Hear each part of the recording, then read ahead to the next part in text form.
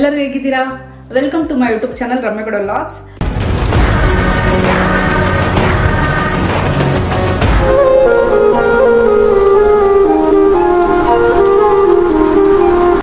ತುಂಬಾ ಜನ ನನಗೆ ಭಾನುವಾರದ ಬಾಡೂಟ ವಿಡಿಯೋ ನೋಡ್ಬಿಟ್ಟು ಅದ್ರಲ್ಲಿ ನಾನು ಮೆನ್ಷನ್ ಮಾಡಿದೆ. ಆಕ್ಚುಲಿ ನಾವು ಮಟನ್ ಸಾರ್ ಆಗಲಿ ಇಲ್ಲ ಚಿಕನ್ ಸಾರ್ ಆಗಲಿ ಯಾವುದು ರೆಡಿಮೇಡ್ ಮಸಾಲ ಯೂಸ್ ಮಾಡಲ್ಲ, ಮನೇಲೆ ತಯಾರಿಸ್ತೀನಿ ಮಸಾಲ ಅಂತ. ಸೊ ಅದನ್ನ ನಮಗೂ ತೋರಿಸ್ಕೊಡಿ ಅಂತ ತುಂಬಾ ಜನ ರಿಕ್ವೆಸ್ಟ್ ಮಾಡಿದ್ರು. ಅವ್ರಿಗೋಸ್ಕರ ಈ ವಿಡಿಯೋ ಮಾಡ್ತಾ ಇದೀನಿ. ಇದೊಂದು ಕುಕಿಂಗ್ ಬ್ಲಾಗ್ ಆಗಿರುತ್ತೆ. ಸೊ ಈ ವಿಡಿಯೋದಲ್ಲಿ ನಾನು ಏನ್ ಮಾಡ್ತೀನಿ ಅಂದ್ರೆ ಮೊಟ್ಟೆ ಕೋಳಿ ತಂದ್ಬಿಟ್ಟು ಚಿಕನ್ ಸಾರ್ ಮಾಡೋಣ ಅಂತ ಮಾಡ್ತಾ ಇದೀನಿ. ಸೊ ನಿಮ್ಗಳಿಗೂ ತೋರಿಸ್ಕೊಡ್ತೀನಿ ಏನೇನು ಹಾಕ್ತೀನಿ, ಏನೇನು ಪ್ರೊಸೀಜರ್ ಮಾಡ್ತೀನಿ ಅಂತ ಎಲ್ಲ. ಸೊ ಬನ್ನಿ ಇವತ್ತು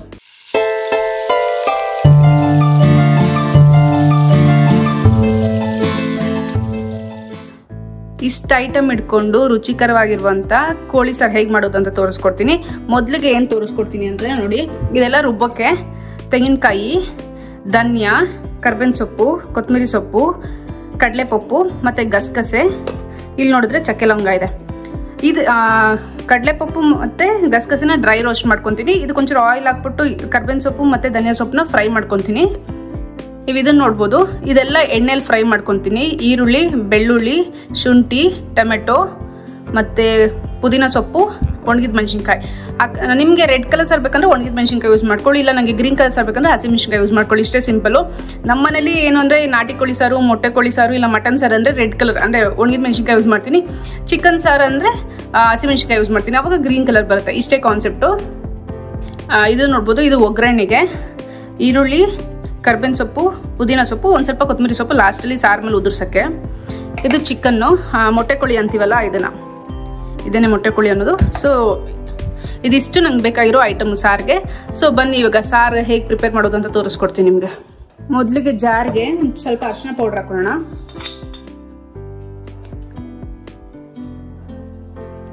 ಇದಾದ್ಮೇಲೆ ತೆಂಗಿನಕಾಯಿ ಎಣ್ಣೆಲೆ ಹುರ್ಕೊಳಲ್ಲ ನಾನು, ಹಂಗೆ ಹಾಕ್ತೀನಿ. ತೆಂಗಿನಕಾಯಿ, ಕಡಲೆಪಪ್ಪು, ಗಸಗಸೆ ಎಲ್ಲ ಸಾರು ಸ್ವಲ್ಪ ಥಿಕ್ನೆಸ್ ಬರಲಿ ಅಂತ, ಗಟ್ಟಿಗೆ ಬರಲಿ ಅಂತ ಹಾಕೊಂತೀವಿ. ಈ ಸಾರು ನಿಮಗೆ ದೋಸೆ ಜೊತೆ, ಮುದ್ದೆ ಜೊತೆ, ಇಡ್ಲಿ ಜೊತೆ, ಪೂರಿ ಜೊತೆ, ಚಪಾತಿ ಜೊತೆ ಎಲ್ಲಾದ್ರ ಜೊತೆನೂ ತುಂಬಾನೇ ಚೆನ್ನಾಗಿರುತ್ತೆ. ಈಗ ನೋಡಿ ಚಕ್ಕೆ ಲವಂಗ. ನಾನು ಚಕ್ಕೆ ಸ್ವಲ್ಪ ಕಡಿಮೆನೆ ಹಾಕೊಂತೀನಿ, ಲವಂಗ ಒಂದು 4 ರಿಂದ 5 ಹಾಕೊಂತೀನಿ. ಇದು 1 kg ಕೋಳಿಗೆ ಚಕ್ಕೆ ಲವಂಗ. ಅದಾದ್ಮೇಲೆ ಕೊತ್ತಂಬರಿ ಸೊಪ್ಪು. ಈಗ ಇಲ್ಲಿ ಮಿಕ್ಕಿರೋ ಐಟಮ್ ಎಲ್ಲ ನಾವು ಎಣ್ಣೆಲಿ ಹುರ್ಕೋಬೇಕು. ಅಂದ್ರೆ ಧನಿಯಾನು ಮತ್ತೆ ಕರ್ಬೇವಿನ ಸೊಪ್ಪನ್ನ ಎಣ್ಣೆಲಿ ಹುರ್ಕೊಂತೀನಿ, ಗಸಗಸೆ ಮತ್ತೆ ಕಡಲೆಪಪ್ಪನ ಡ್ರೈ ರೋಸ್ಟ್ ಮಾಡ್ಕೊತೀನಿ. ಸೊ ಬನ್ನಿ ಅದನ್ನು ತೋರಿಸ್ಕೊಡ್ತೀನಿ. ಈಗ ಪ್ಯಾನ್ ಇಟ್ಟಿದ್ದೀನಿ. ಪ್ಯಾನ್ ಒಂದು ಸ್ವಲ್ಪ ಬಿಸಿ ಆಗಲಿ. ಬಿಸಿ ಆಗಿದ ತಕ್ಷಣ ಗಸಗಸೆನ ಒಂದು ಸ್ವಲ್ಪ ಬಿಸಿ ಮಾಡ್ಕೊಳ್ಳೋಣ. ಸೀದ್ಸಕ್ಕೆಲ್ಲ ಹೋಗ್ಬೇಡಿ, ಸೀದ್ಸಿದ್ರೆ ಸಾರು ಟೇಸ್ಟೇ ಹಾಳಾಗ್ಬಿಡುತ್ತೆ. ಲೋ ಫ್ಲೇಮ್ ಇಟ್ಕೊಂಡು ಒಂದು 30 ಸೆಕೆಂಡ್ ಫ್ರೈ ಮಾಡ್ಕೊಂಡ್ರೆ ಸಾಕು. ಮತ್ತೆ ನಿಮ್ಗೆ ಗೊತ್ತು ಚಿಕನ್ ಅಂದ್ರೆ ಹೀಟು. ಸೊ ಗಸಗಸೆ ಎಂತಕ್ಕೆ ಹಾಕ್ತೀವಿ ಅಂದ್ರೆ ಸ್ವಲ್ಪ ತಂಪಾಗ್ಲಿ ಅಂತ ಕೂಡ ಹಾಕ್ತೀವಿ. ಮತ್ತೆ ಸಾರು ಕೂಡ ತಿಕ್ಕಾಗಿ ಬರುತ್ತೆ. ಒಂದು 30 ಸೆಕೆಂಡ್ಸ್ ಫ್ರೈ ಮಾಡ್ಕೊಂಡ್ರೆ ಸಾಕಿದ್ನ. ಸೊ ಇವಾಗ ಇದಾಗಿದೆ. ಇದನ್ನ ಮಿಕ್ಸಿ ಜಾರ್ಗೆ ಹಾಕೊಬೇಕು. ಗಸಗಸೆ ತರನೇ ಕಡಲೆಪಪ್ಪನ್ನು ಸುಮ್ಮನೆ ಬಿಸಿ ಮಾಡ್ಕೊಂಡು ಫ್ರೈ ಮಾಡಿ ಅದನ್ನು ಜಾರ್ಗೆ ಹಾಕೊಳ್ಳೋಣ. ಈಗ ಒಂದು 2 ಸ್ಪೂನ್ ಎಣ್ಣೆ ಹಾಕ್ಕೊಂಡು, ಎಣ್ಣೆ ಕಾದಿದ ತಕ್ಷಣ ನಿಮ್ಗೆ ಆಗಲೇ ಹೇಳಿದ್ನಲ್ಲ ಧನಿಯಾನು ಮತ್ತು ಕರ್ಬೇವಿನ ಸೊಪ್ಪು ಯಾಕೆ ಹಾಕ್ತಾ ಇದ್ದೀನಿ ನಾನು ಅಂತಂದರೆ, ಇವಾಗ ನಮ್ಮನೇಲಿ ಮಕ್ಕಳು ಮತ್ತು ನನ್ನ ತಮ್ಮ ಎಲ್ಲ ಕರ್ಬೇವಿನ ಸೊಪ್ಪೆಲ್ಲ ತಿನ್ನೋದೇ ಇಲ್ಲ. ಸಾರೆಲ್ಲ ಏನಾದ್ರು ಹಾಕ್ರೆ ಸೈಡ್ ಇಟ್ಬಿಡ್ತಾರೆ. ಅದಕ್ಕೆ ಏನು ಮಾಡ್ತೀನಿ, ಎಣ್ಣೆಲಿ ಒಂಚೂರು ರುಬ್ಬಿಟ್ಟು ರುಬ್ಬಕ್ಕೆ ಹಾಕ್ಬಿಡ್ತೀನಿ. ರುಬ್ಬಗೆ ಅವ್ರಿಗೆ ಗೊತ್ತಾಗಲ್ಲ. ಮತ್ತು ಸಾರಿಗೂ ಅಷ್ಟೇ ತುಂಬ ಟೇಸ್ಟ್ ಆಗಿರುತ್ತೆ. ಮತ್ತು ಕರ್ಬೇವಿನ ಸೊಪ್ಪು ನಿಮ್ಗಳು ಗೊತ್ತು, ಕಣ್ಣಿಗೆ ಕೂದಲಿಗೆಲ್ಲ ಒಳ್ಳೇದು ಅಂತ. ಅದಕ್ಕೋಸ್ಕರ ಅವ್ರಿಗೆ ಗೊತ್ತಿಲ್ದಿರ ಈ ಥರ ಮಿಕ್ಸ್ ಮಾಡಿಕೊಟ್ರೆ ಅವರು ಖುಷಿಯಾಗಿ ತಿಂತಾರೆ. ಇದನ್ನು ಅಷ್ಟೇ ತುಂಬ ಏನು ಫ್ರೈ ಮಾಡೋದು ಬೇಡ. ಲೈಟ್ ಬ್ರೌನ್ ಕಲರ್ ಬಂದರೆ ಸಾಕು, ಅಷ್ಟು ಫ್ರೈ ಮಾಡ್ಕೊಳ್ಳಿ. ಅಕಸ್ಮಾತ್ ನಮ್ಮ ಮನೇಲಿ ಧನಿಯಾ ಇಲ್ದಿರ ಏನು ಮಾಡೋದಪ್ಪ ಅಂದರೆ, ನೀವು ಬೇಕಂದ್ರೆ ಧನಿಯಾ ಪೌಡ್ರ್ ಹಾಕೋಬೋದು. ಬಟ್ ನಾನು ನಿಮ್ಗೆ ಹೇಳ್ದಂಗೆ ನನ್ನ ಮನೇಲಿರೋ ಐಟಮ್ಗಳು ಯೂಸ್ ಮಾಡಿ ಮಸಾಲ ಮಾಡ್ತೀನಿ ಅಂತ ಹೇಳಿದ್ನಲ್ಲ. ಸೊ ನಾನು ಯಾವಾಗಲೂ ಹೀಗೇನೆ ಮಾಡೋದು, ಚಿಕನ್ ಸಾರಾಗಲಿ ಮಟನ್ ಸಾರಾಗಲಿ. ಅದಕ್ಕೋಸ್ಕರ ನಾನು ಧನಿಯಾ ಯೂಸ್ ಮಾಡ್ತೀನಿ. ಅಕಸ್ಮಾತ್ ನಿಮ್ಮ ಹತ್ರ ಧನಿಯಾ ಇಲ್ಲ ಅಂದರೆ ಪರವಾಗಿಲ್ಲ, ಧನಿಯಾ ಪೌಡ್ರ್ ಯೂಸ್ ಮಾಡ್ಕೊಳ್ಳಿ. ನೀವು ಅದು ಫ್ರೈ ಮಾಡ್ಬೇಕಾದ್ರೆ ನಿಮಗೆ ಗೊತ್ತಾಗುತ್ತೆ ಇದು ಆಗಿದೆಯೋ ಇಲ್ವ ಅಂತ. ಅದು ಸ್ಮೆಲ್ ಬರುತ್ತೆ ಗಮ್ ಅಂತ. ಅಷ್ಟಾಗಿದ್ರೆ ಇದು ಚೆನ್ನಾಗಿ ಫ್ರೈ ಆಗಿದೆ ಅಂತ. ಸೊ ಸ್ಟವ್ ಆಫ್ ಮಾಡ್ಬಿಟ್ಟು ಇದನ್ನು ಜಾರಿಗೆ ಶಿಫ್ಟ್ ಮಾಡ್ಕೊಳ್ಳೋಣ.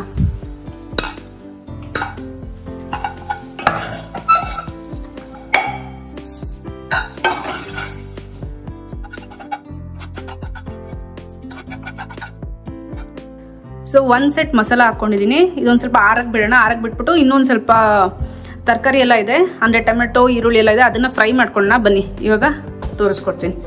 ಸೊ ಪ್ಯಾನ್ ಕಾದಿದೆ, ಅದಕ್ಕಾಗಿ ನಂದು ಚಿಕ್ಕದು ಸ್ಪೂನು, ಸೊ ಅದರಲ್ಲಿ ಒಂದು 2 ಸ್ಪೂನ್ ಎಣ್ಣೆ ಹಾಕೊತಾ ಇದ್ದೀನಿ. ಎಣ್ಣೆ ಕಾದಿದ ತಕ್ಷಣ ಆಗಲೇ ನಿಮಗೆ ತೋರಿಸ್ಕೊಟ್ನಲ್ಲ ಇದನ್ನೆಲ್ಲ ಎಣ್ಣೆಲಿ ಫ್ರೈ ಮಾಡ್ಕೋಬೇಕು ಅಂತ. ಸೊ ಫಸ್ಟ್ ಇವಾಗ ಈರುಳ್ಳಿ ಹಾಕ್ತೀನಿ, ಬೆಳ್ಳುಳ್ಳಿ, ಶುಂಠಿ, ರೆಡ್ ಕಲರ್ ಸಾರು ಮಾಡ್ತಾ ಇದ್ದೀನಿ ಅಂತ ಹೇಳಿದ್ನ, ಅದಕ್ಕೆ ಒಣಗಿದ ಮೆಣಸಿನ್ಕಾಯಿ ಯೂಸ್ ಮಾಡ್ತಾ ಇದ್ದೀನಿ. ಇದು ಬ್ಯಾಡಗೆ ಮೆಣಸಿನ್ಕಾಯಿ, ಇದು ಖಾರ ಮೆಣಸಿನ್ಕಾಯಿ, ಟೊಮೆಟೊ ಮತ್ತೆ ಪುದೀನ ಸೊಪ್ಪು ಚೆನ್ನಾಗಿ ಫ್ರೈ ಮಾಡೋಣ. ಹಸಿ ವಾಸನೆ ಹೋಗ್ಬೇಕಂತೆಲ್ಲ ಏನಿಲ್ಲ, ಒಂದು ಸ್ವಲ್ಪ ಫ್ರೈ ಮಾಡ್ಕೊಳ್ಳೋಣ. ಅಂದರೆ ಒಂದು 2 ನಿಮಿಷ ಚೆನ್ನಾಗಿ ಫ್ರೈ ಮಾಡ್ಕೊಳ್ಳೋಣ ಎಣ್ಣೆಯಲ್ಲಿ. ನೀವು ಹಸಿ ಹಾಕ್ಬಿಟ್ಟು ಮಾಡಿದ್ರು ಚೆನ್ನಾಗಿರುತ್ತೆ. ನಾನು ಈ ಥರ ಫ್ರೈ ಮಾಡಿ ಹಾಕ್ತೀನಿ, ಇದು ಟೇಸ್ಟ್ ಬೇರೆ ಥರ ಕೊಡುತ್ತೆ. ನೀವು ಬೇಕಂದ್ರೆ ನಂಗೆ ಎಣ್ಣೆಯಲ್ಲಿ ಫ್ರೈ ಮಾಡೋಕ್ಕೆ ಇಷ್ಟ ಇಲ್ಲ ಅಂದರೆ ಬೇಕಂದ್ರೆ ಇದೇ ಐಟಮ್ನ ಎಣ್ಣೆಲಿ ಉರಿದಿದ್ದೀರಾ ಹಸಿದು ಹಾಕ್ಬಿಟ್ಟು ಮಾಡ್ಬೋದು. ಬಟ್ ನಮ್ಮನೆಲ್ಲ ಏನು ಅಂದರೆ ಈ ಥರ ಫ್ರೈ ಮಾಡಿದ್ರೆ ಅವ್ರಿಗೆಲ್ಲ ಇಷ್ಟಪಟ್ಟು ತಿಂತಾರೆ ಸಾರೆಲ್ಲ. ಇದು ಫ್ರೈ ಆಗೋಷ್ಟರಲ್ಲಿ ನಾವು ಇದನ್ನ ಸ್ವಲ್ಪ ಗ್ರೈಂಡ್ ಮಾಡ್ಕೊಳ್ಳೋಣ. ಯಾಕಂದ್ರೆ ಇದು ಮತ್ತೆ ಅದೆರಡು ಒಟ್ಟಿಗೆ ಹಾಕಿದ್ರೆ ಕ್ಲೀನಾಗಿ ಗ್ರೈಂಡ್ ಆಗಲ್ಲ. ಸೊ ಇದನ್ನ ನುಣ್ಣಗೆ ಪೇಸ್ಟ್ ಮಾಡ್ಕೊಳ್ಳೋಣ ಬನ್ನಿ. ಒಂಚೂರು ನೀರು ಆ್ಯಡ್ ಮಾಡಿಕೊಂಡು ನುಣ್ಣಗೆ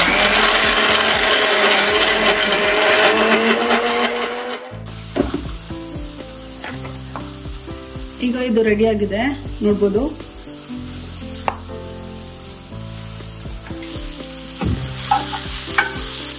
ಇದು ಆಗಿದೆ. ಸೊ ಇದು ಆರಕ್ಕೆ ಬಿಡೋಣ. ಇದನ್ನೆತ್ತು ಸೈಡಿಗೆ ಶಿಫ್ಟ್ ಮಾಡಿ ಈಗ ಕುಕ್ಕರ್ ಇಟ್ಕೊತೀನಿ.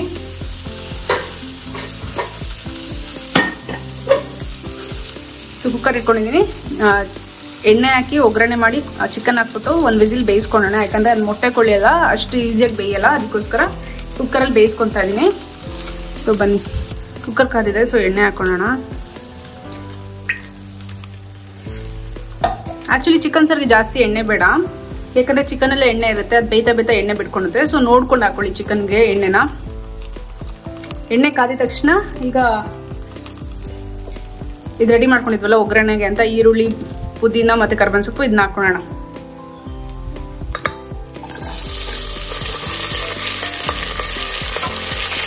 ಇದೊಂಚೂರು ಚೆನ್ನಾಗಿ ಫ್ರೈ ಮಾಡೋಣ. ತುಂಬ ಏನದು ಗೋಲ್ಡ್ ಬ್ರೌನ್ ಎಲ್ಲ ಏನು ಬೇಡ, ಒಂದು 2 ನಿಮಿಷ ಸುಮ್ಮನೆ ಹಂಗೆ ಬಾಳಿಸ್ಕೊಳ್ಳಿ ಈರುಳ್ಳಿನ.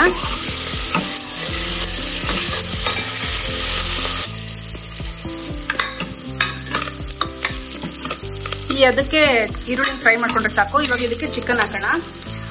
ನಾನೀಗ ಮೊಟ್ಟೆನ ಹಾಕಲ್ಲ, ಮೊಟ್ಟೆನ ಇವಾಗಲೇ ಹಾಕ್ಬಿಟ್ರೆ ಮತ್ತೆ ಅದು ಒಡಕ್ಲು ಹಾಕ್ಬಿಡುತ್ತೆ, ಲಾಸ್ಟಲ್ಲಿ ಹಾಕೊಳ್ಳೋಣ ಇದನ್ನ. ಇವಾಗ ಚಿಕನ್ನ ಕ್ಲೀನ್ ಮಾಡಿ ಇಟ್ಕೊಂಡಿದ್ನಲ್ಲ ಆಗಲೇ ಅದನ್ನ ಹಾಕ್ಕೊಂತೀನಿ. ಸೊ ಇದನ್ನ ಹಾಕೊಳ್ಳೋಣ ಈಗ ಚಿಕನ್ನ.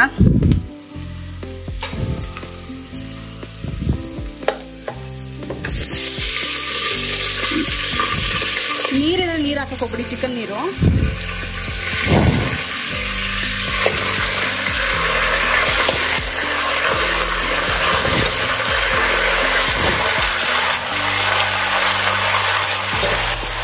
ಇದಕ್ಕೊಂದು ಸ್ವಲ್ಪ ಅರಿಶಿನ,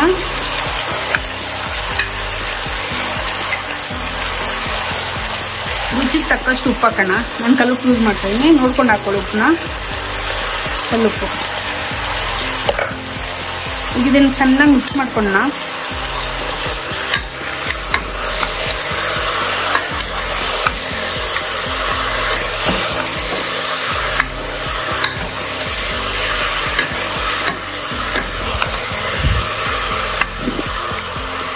ಮಿಕ್ಸ್ ಮಾಡಿದಾಯ್ತು. ಇವಾಗ ಇದ್ರ ಮೇಲೆ ಕ್ಯಾಪ್ ಮುಚ್ಚಿಬಿಟ್ಟು 1 ವಿಸಿಲ್ ಬರೋವರೆಗೂ ಕಾಯೋಣ.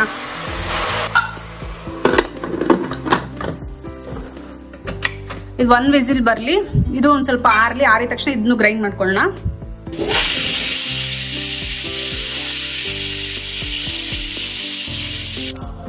ಈಗ 2 ವಿಸಿಲ್ ಬಂತು, ಸ್ಟವ್ ಆಫ್ ಮಾಡಿದ್ದೀನಿ.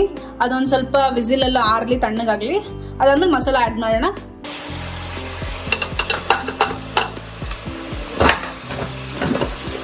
ಚಿಕನ್ ನೀವು ತುಂಬಾ ಫುಲ್ ಬೇಯಿಸ್ಕೋಬೇಕಂತಂದ್ರೆ ಅರ್ಧ ಬೇಯಿಸ್ಕೊಂಡ್ರೆ ಸಾಕು, ಯಾಕಂದ್ರೆ ನಾವು ಇನ್ನೂ ಮಸಾಲ ಆ್ಯಡ್ ಮಾಡಬೇಕು. ಈಗ ಫಸ್ಟ್ ರುಬ್ಬಿಟ್ಕೊಂಡಿದ್ನಲ್ಲ ತೆಂಗಿನಕಾಯಿ, ಧನಿಯಾ, ಗಸಗಸೆ ಎಲ್ಲ, ಈ ಮಸಾಲಾನ ಆ್ಯಡ್ ಮಾಡ್ತೀನಿ.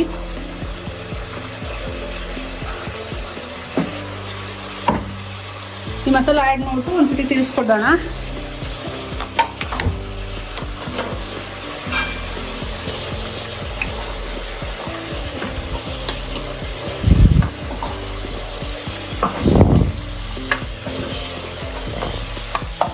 ಇದು ಬೇಯ್ತಾ ಇರೋಂಗೆನೆ ನಾನು ಫಸ್ಟ್ ಇದು ಮಾಡ್ಕೊಂಡಿದ್ನಲ್ಲ ಟೊಮೆಟೊ, ಈರುಳ್ಳಿ, ಇದನ್ನ ರುಬ್ಕೊಂತೀನಿ.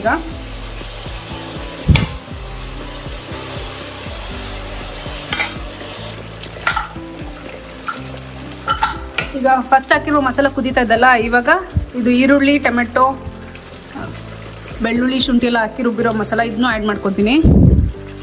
ಇದು ಹಾಕಿದ ತಕ್ಷಣ ನೋಡ್ಕೊಳ್ಳಿ ನಿಮಗೆ ಕಲರ್ ಎಷ್ಟು ಚೇಂಜ್ ಆಗುತ್ತೆ.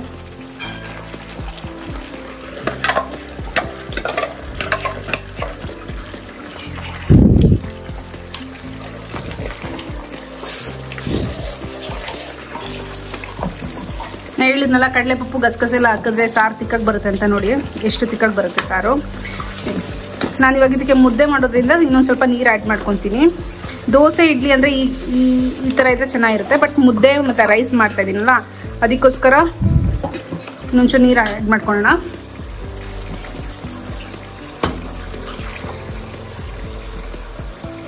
ನೋಡಿ ಯಾವುದೇ ಕಲರ್ ಇಲ್ಲ, ಫುಡ್ ಕಲರ್ ಇಲ್ಲ, ಮತ್ತು ರೆಡಿಮೇಡ್ ಮಸಾಲೆ ಯಾವುದೂ ಯೂಸ್ ಮಾಡ್ತೀರಾ. ಸಾರು ನೋಡಿ ಎಷ್ಟು ಚೆನ್ನಾಗಿ ಯಾವ ಕಲರ್ ಬಂದಿದೆ ಅಂತ. ಸೊ ಈ ಸೈಡಲ್ಲಿ ಬಿರಿಯಾನಿ ಮಾಡ್ತಾ ಇದ್ದೀನಿ. ನಿಮ್ಗೆ ಆಲ್ರೆಡಿ ಹೇಳಿದ್ನಲ್ಲ ನಾನು ಹಳೆ ವಿಡಿಯೋದಲ್ಲಿ, ನಮ್ಮ ಮನೇಲಿ ಒಂದು ಐಟಮ್ ಮಾಡಿದ್ರೆ ಯಾರಿಗೂ ಇಷ್ಟ ಆಗಲ್ಲ. ಒಬ್ರಿಗೆ ಸಾರು ಮುದ್ದೆ ಬೇಕು, ಒಬ್ರಿಗೆ ಬಿರಿಯಾನಿ ಬೇಕು ಅಂತ. ಸೊ ಇದು ಬಿರಿಯಾನಿಗೆ ರೆಡಿ ಮಾಡ್ತಾ ಇದ್ದೀನಿ. ಇವಾಗ ಇದೊಂದು ಕುದಿ ಬರಲಿ.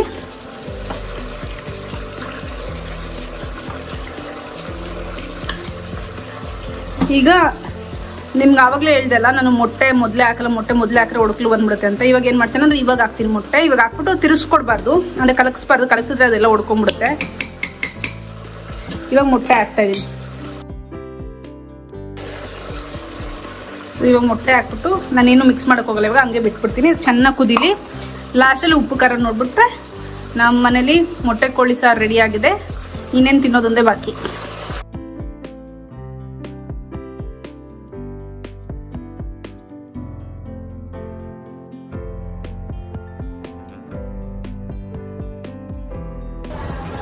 ಇವಾಗ ಮೊಟ್ಟೆ ಕೋಳಿ ಸಾರು ರೆಡಿ ಆಗಿದೆ. 2 ವಿಸಿಲ್ ಇಟ್ಟಿದೆ. ಆ ಕೋಳಿ ಜಾಸ್ತಿ ಬೇಯಿಸ್ಬೇಕು ಅಂದ್ರು, ಅದಕ್ಕೋಸ್ಕರ 2 ವಿಸಿಲ್ ಇಟ್ಟು ಇವಾಗ ರೆಡಿ ಆಗಿದೆ. ಇನ್ನು ವಿಸಿಲ್ ತೆಗೆದು ಓಪನ್ ಮಾಡು ತೋರಿಸ್ತೀನಿ ಹೇಗೆ ಬಂದಿದೆ ಸಾರು ಅಂತ.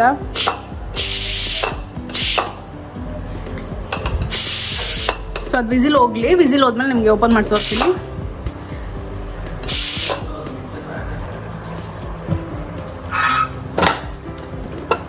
ಸಾರು ರೆಡಿ ಆಗಿದೆ, ನೀವು ಕೂಡ ನೋಡ್ಬೋದು. ಸಾರು ಯಾವಾಗ ರೆಡಿ ಇದೆ ಅಂತ ಗೊತ್ತಾಗುತ್ತೆ ಅಂದರೆ ನಿಮಗೆ ನೋಡಿ ಎಣ್ಣೆ ಎಲ್ಲ ಸೈಡಲ್ಲಿ ಹೆಂಗೆ ಬಿಟ್ಕೊಂಡಿದೆ ನೋಡಿ. ಸಾರು ಘಮ್ ಅಂತ ಇದೆ, ತುಂಬಾ ಚೆನ್ನಾಗಿ ಬಂದಿದೆ. ಸೊ ನೀವು ಅನ್ಕೊತಾ ಇರ್ಬೋದು ಏನಪ್ಪ ಇಷ್ಟೊಂದು ಐಟಮ್ಸ್ ಹಾಕ್ಬೇಕಾ, ಇಷ್ಟೊಂದು ಮಸಾಲೆಗಳು ಹಾಕ್ಬೇಕಾ ಅಂತ. ಇದೆಲ್ಲ ನಿಮ್ಮ ಮನೇಲಿ ಪ್ರತಿದಿನ ನೀವು ಯೂಸ್ ಮಾಡೋ ಐಟಮ್, ಯಾವುದೂ ಹೊಸದಾಗಿ ನಾನು ಅಂಗಡಿಯಿಂದ ತಂದು ಮಾಡಬೇಕು ಅಂತ ಹೇಳ್ತಲ್ಲ. ಸೊ ತುಂಬ ಈಸಿ ವೇಲ್ ಮಾಡ್ಕೋಬೋದು, ತುಂಬ ಟೇಸ್ಟಿಯಾಗಿರುತ್ತೆ. ಮತ್ತು ಹೆಲ್ದಿ ವೈಸು ಅಷ್ಟೇ ನೋಡ್ಬೋದು, ಯಾಕಂದರೆ ನಾವು ಮನೇಲೇ ಪ್ರಿಪೇರ್ ಮಾಡಿರೋದಕ್ಕೆ ಮಸಾಲ ತುಂಬಾ ಚೆನ್ನಾಗಿ ಬರುತ್ತೆ. ಆರೋಗ್ಯಕರವಾದ ರುಚಿಕರವಾದ ಮೊಟ್ಟೆ ಕೋಳಿ ಸಾರು ನೋಡಿ. ಮೊಟ್ಟೆಲಿ ನೋಡಿ ಒಂಚೂರು ಹೊಡೆದೋಗಿಲ್ಲ, ಎಷ್ಟು ಚೆನ್ನಾಗಿ ಬೆಂದ್ಕೊಂಡಿದೆ. ನೀವು ಒಂದ್ಸತಿ ಮನೇಲಿ ಟ್ರೈ ಮಾಡಿ, ಟೇಸ್ಟ್ ಮಾಡಿ ಹೇಗಿತ್ತು ಅಂತ ಕಮೆಂಟ್ ಮಾಡಿ ನಮ್ಗೆ ತಿಳಿಸಿ. ಮತ್ತು ಯಾರ್ಯಾರು ಕಮೆಂಟ್ ಮಾಡಿ ನಮಗೆ ಡೈರೆಕ್ಟ್ ಮೆಸೇಜ್ ಮಾಡಿ ನಮಗೆ ಕೇಳಿದ್ರು ಈ ಸಾರು ಪ್ರೊಸೀಜರು, ಅವ್ರಿಗೆ ಥ್ಯಾಂಕ್ ಯು. ನಿಮ್ಮಿಂದನೇ ನಾನು ಈ ಅಡುಗೆ ಮಾಡಿದ್ದು ಇವತ್ತು. ನಿಮ್ಗಳಿಗೂ ಇಷ್ಟ ಇದೆ ಅನ್ಕೊತೀನಿ. ಇಷ್ಟ ಆಗಿರೋ ಒಂದು ಲೈಕ್, ಶೇರ್, ಕಮೆಂಟ್ ಮಾಡಿ, ಓಕೆನಾ?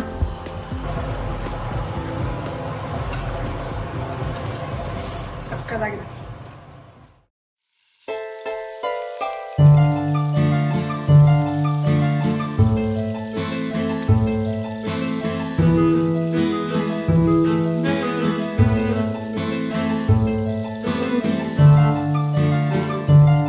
ನಮ್ಮನೆ ಸ್ಟೈಲು ಮೊಟ್ಟೆ ಕೋಳಿ ಸಾರು ರೆಡಿ ಆಗಿದೆ. ನಿಮಗೂ ಇಷ್ಟ ಆಗಿದೆ ಅನ್ಕೊಂತೀನಿ. ಇಷ್ಟ ಆಗಿದ್ರೆ ಒಂದು ಲೈಕ್, ಶೇರ್, ಕಮೆಂಟ್ ಮಾಡಿ. ಹಾಗೆ ನಮ್ಮ ಚಾನಲ್ನ ಸಬ್ಸ್ಕ್ರೈಬ್ ಮಾಡೋದು ಮರಿಬೇಡಿ. ನೆಕ್ಸ್ಟ್ ವಿಡಿಯೋದಲ್ಲಿ ಸಿಗೋಣ. ಬಾಯ್.